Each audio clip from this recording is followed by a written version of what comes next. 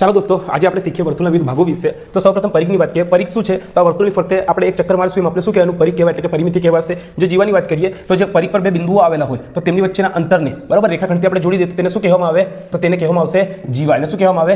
જીવા કહેવામાં આવે। અને જો આ જે જીવા છે એ વર્તુળના કેન્દ્રમાંથી પસાર થાય બરાબર, ટૂંકમાં વર્તુળની લાંબામાં લાંબી જીવાને શું કહેવામાં આવશે? એનો વ્યાસ કહેવામાં આવે।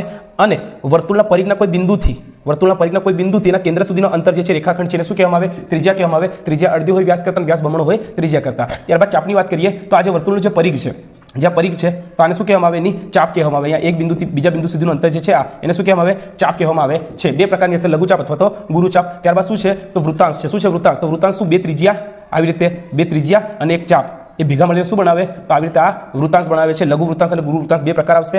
અને ત્યારબાદ શું છે? તો વૃત્તખંડ છે। તો વૃત્તખંડની અંદર શું આવશે? એક જીવા આવે અને એક ચાપ આવે। તો આ બંને ભેગા મળીને શું બનાવશે? આવી રીતે વૃત્તખંડ બનાવશે। એક ગુરુ વૃત્તખંડ આવશે, એક લઘુ વૃત્તખંડ આવશે। અને સ્પર્શક, તો સ્પર્શક આર્યો ટચ થઈને નીકળી જશે અને છેદિકા એટલે આર પાર જતી રહેશે, એને શું કહેવાય? છેદિકા કહેવામાં આવે।